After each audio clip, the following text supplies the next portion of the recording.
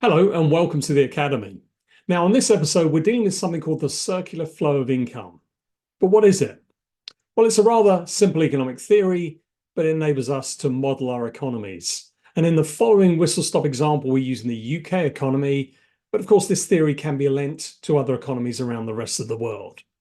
Now, this is not meant to be an economics lesson per se, but I'm hoping you're going to get something out of this. No, this is more about our investing decisions and how they can be affected by what's happening out there in the rest of the economy.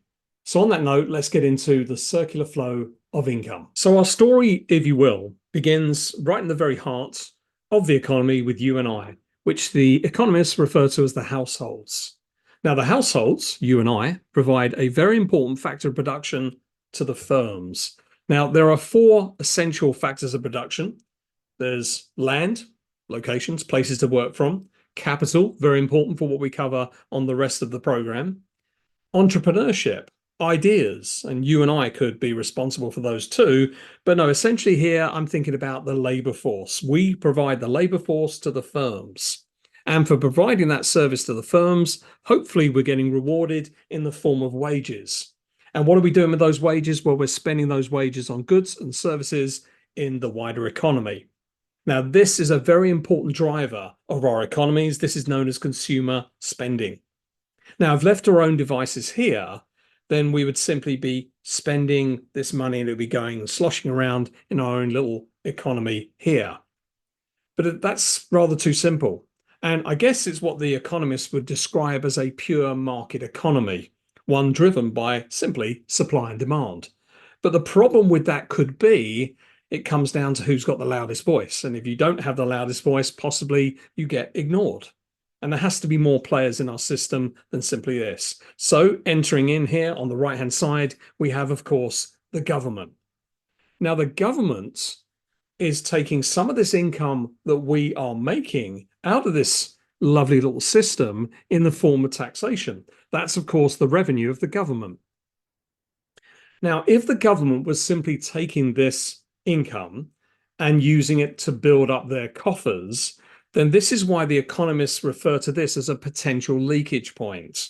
Imagine that scenario, all of this lovely income going around our economy suddenly being siphoned off on the right-hand side here by the government. But you know, of course, that's not reality. The government is spending. And what does the government spend on? All of the things it has to spend on. So education, health, defense, and all of the other things that a government has to spend on. So that hopefully balances up what they're taking out.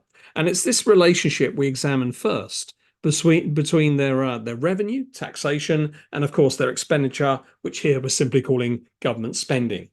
This relationship is known as fiscal policy.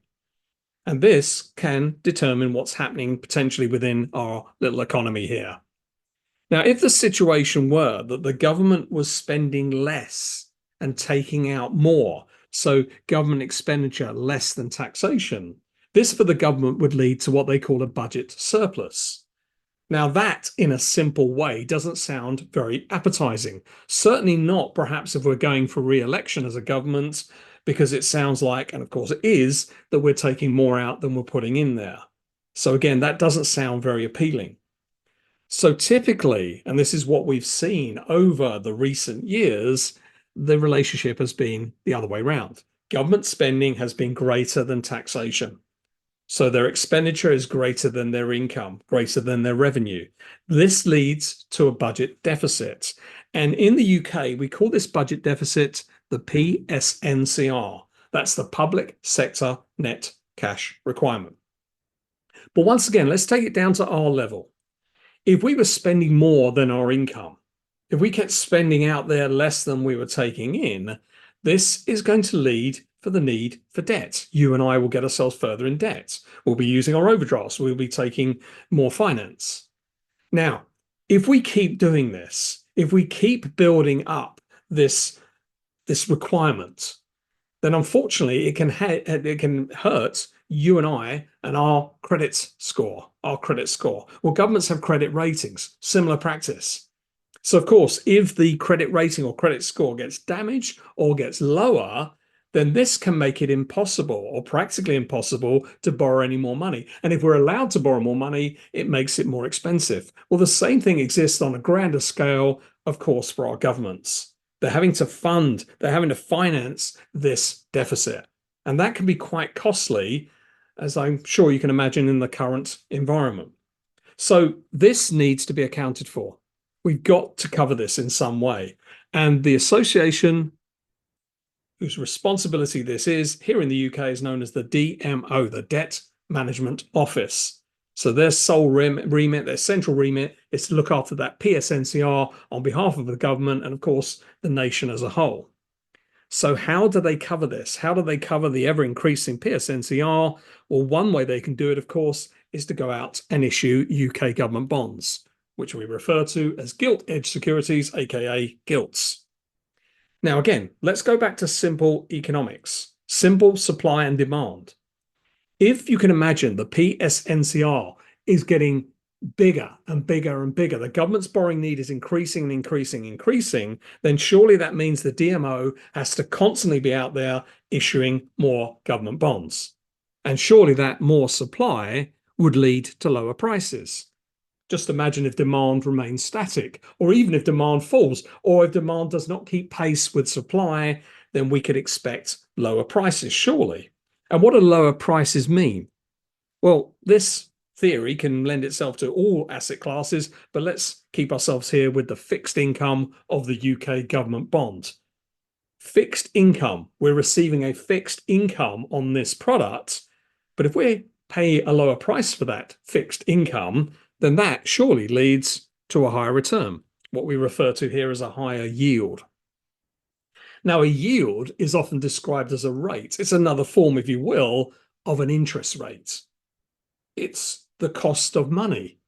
Well, certainly is the cost of money here as far as the government's concerned. When they first go out and issue these gilts out there into the wider world through the DMO, whatever the yield is effectively the cost of borrowing that money. So higher yields mean a higher cost of money. Now, this could lead, the economists say, to potential crowding out. Now, this is a side effect, an unwanted side effect, which I guess was not the original intention in the beginning. Why was the government going out there and spending all of this money in the first place? To help the economy grow, perhaps to avoid trouble, to get us out of a crisis, to get us out of a recession. So they're spending more than they're taking. But in doing so, the practice of having to cover, in this example, the PSNCR, has led to potentially higher costs of money. So if companies want to do the same thing, if companies want to borrow money, well, they'll go to the bank and find the cost of that money has increased. Now, they can do what the government does. They can go out and issue corporate debt. But of course, investors will demand that corporate debt yields more typically than a government debt. Why? Because companies are seen to be generally more risky than governments. Governments can bail themselves out of trouble. Companies can't. If the money runs out, that's it for the company. So this is what they call potential crowding out. But again, it's a side effect, an unwanted side effect that perhaps was not intended in the beginning, but you can see right now why we've got this big balancing act going on to try and make sure we don't kind of tip the boat over in one direction or the other. So it is a big balancing act. Now, we've only just begun with our story. We've only told one side of the story. We've only just been discussing fiscal policy.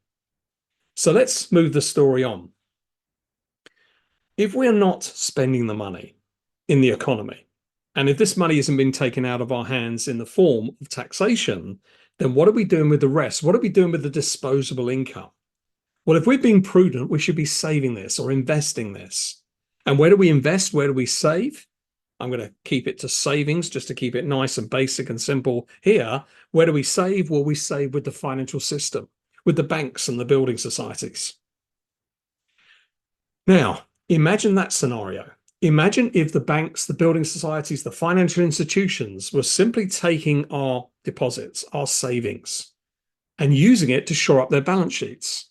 This was the criticism that was incorrectly labeled at the financial institutions at the tail end of the global financial crisis. The media was saying that the financial markets had got themselves into all this trouble, and now all these financial institutions were just going in their shell and not behaving as they should be. They weren't lending the money back out there. Now, of course, there's an increased need for regulatory capital, a discussion for another day. But if those financial institutions were just holding on to this money, this again is a potential leakage point. Okay, we've dealt with two across the top here now. We've dealt with our taxation, which could be potentially a leakage point if the government doesn't carry on spending. And of course, savings now, if the financial system doesn't release this capital out into the wider world. We've also dealt, incidentally, with an injection point. Government spending is a potential injection point. And this, again, is that balancing act. So we'll see another injection point on this side, and that's in the form of what we call investments. Incidentally, you've probably noted by now, there are large letters that are emboldened. This will come into play at the tail end of this whistle-stop session. So hold your horses on that. So we're dealing now with private investment. Private investment coming in from the financial system, or of course, in any other ways of the economy, just money coming in from a private source. This is private investment. We're using a big I for that. Now, on the left-hand side, as we view this graphic, we're dealing with the capital markets. On this side, it's the capital markets. It's the raising, it's the lending, it's the issuance of products to raise capital. These are the capital markets. Now, this is the domain of the central banks. Here in the UK, the central bank, the Bank of England. Now, at the Bank of England, you have the Monetary Policy Committee. They're in charge of setting interest rates to determine which way the economy wants to go, or how we want to drive the economy in whatever way. So this is monetary policy, and this could be played in line and is played in line, of course, with fiscal policy, with the goal of making the economy do the right thing as far as the authorities want. So at the MPC, they'll decide on the path of interest rates based on all kinds of things like inflation and employment and all of those things. And that will have a bearing on the financial markets. So if the central bank wants to encourage us to save more, then what do they need to do? They need to increase those interest rates. They need to increase those interest rates. That will make saving more attractive.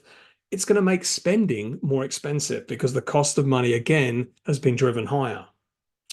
If we're in a recession or a potential recession, if we're going through a crisis, then the typical action of the central bank is to lower those interest rates, make money cheaper, encourage us to spend more, and of course, discourage us to save because the returns are very, very low. Now, I'm generalizing here. I understand the story is a lot deeper than what we're covering on this basic example, but this is just a lead in to what we cover on the main course when we go into our macroeconomics and we talk about investing decisions in terms of the economy. So we dealt with our fiscal policy on the right-hand side. We've got our monetary policy on the left-hand side here, but the story doesn't end there because we are in an open economy. We are dealing with the rest of the world as well. So we're importing goods from countries in the rest of the world in the form of imports. I'm using a great big M for that. Again, you'll realize why in a few moments' time. Now, this, again, is a potential leakage point. If all we're doing is importing goods from elsewhere, this is money leaving our economy and going to someone else's economy. But hopefully, again, we balance this up with exports. So our firms are exporting goods to the rest of the world, and this brings money back into our lovely circular flow of income.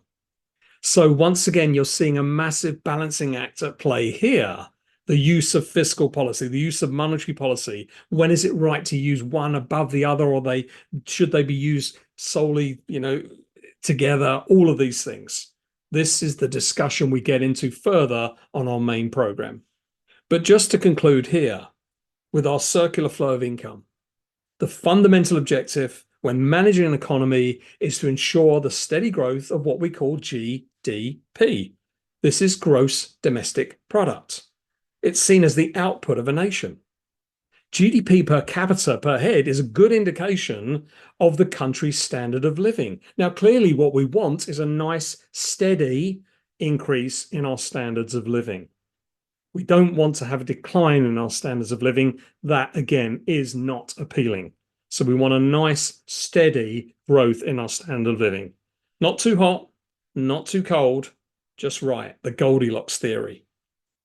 So gross domestic product, referred to as output, and one way of measuring output is to measure the demand for that output. It's all very well to have the supply, but is there the existing demand? Do we have some form of equilibrium, perhaps? Now, when we look at this for an entire economy, it's referred to as aggregate demand, AD.